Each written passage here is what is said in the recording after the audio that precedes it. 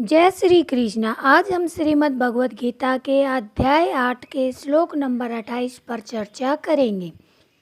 वेदेषु यज्ञेषु तपः सूच्यौ दानेषु यत् पुण्य फलम प्रतिष्ठम अत्येति तत्सर्वमिदं विदित्वा योगी परम स्थानम उपेति चाधियम।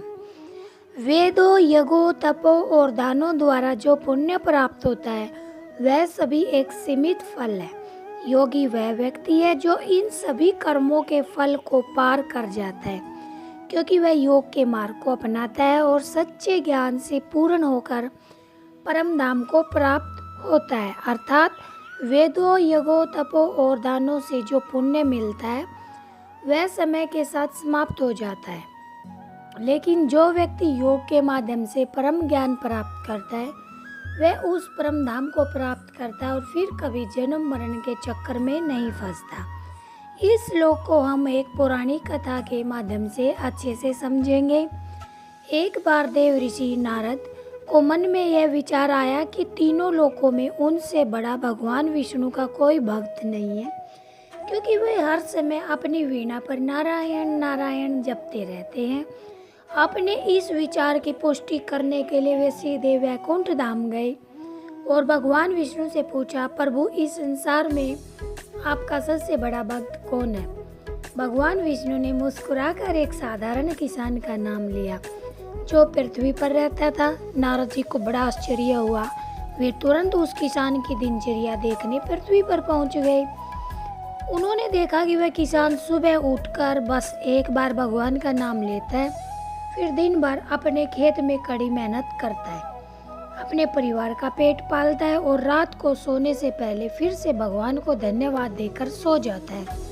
नारद जी सोचने लगे, यह न तो कोई यज्ञ करता है, न घंटों तपस्या करता है और न ही वेद पढ़ता है, फिर यह सबसे बड़ा भक्त कैसे है?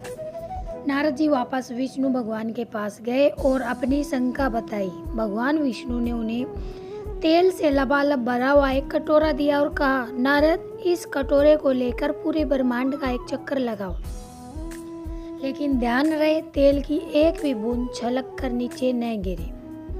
नारद जी ने बहुत सावधानी से कटोरा पकड़ा और पूरा ध्यान कटोरे पर लगाकर ब्रह्मांड का चक्कर पूरा किया। वापस आने पर भगवान ने पूछा, नारद इस यात्रा के दौरान तुमने कितनी बार मेरा नाम लिया? नारद जी बोले, प्रभु मेरा पूरा ध्यान तो इस कटोरे के तेल पर था, कहीं बूंद गिर न जाए। इस बीच में आपका नाम लेना तो भूल ही गया।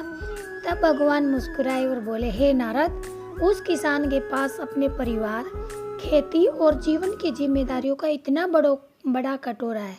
वह दिन भर दुनियादारी के काम करता है, फिर भी उन सारी जिम्मेदारियों को निभाते हुए वह सच्चे मन से मुझे याद करता, कभी नहीं भूलता वह मेरा नाम लेना। यही उसकी सच्ची भक्ति है। इस कथा के माध्यम से हमें यह शिक्षा मिलती है, सच्ची भक्ति दिखावे से बड़ी है।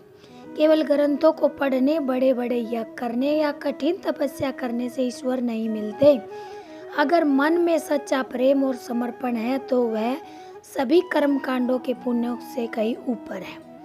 अपनी जिम्मेदारी, चाहे वो पढ़ाई हो चाहे घर का काम हो, ईमानदारी से निभाते हुए मन से ईश्वर से जुड़े रहना ही सबसे बड़ी तपस्या है।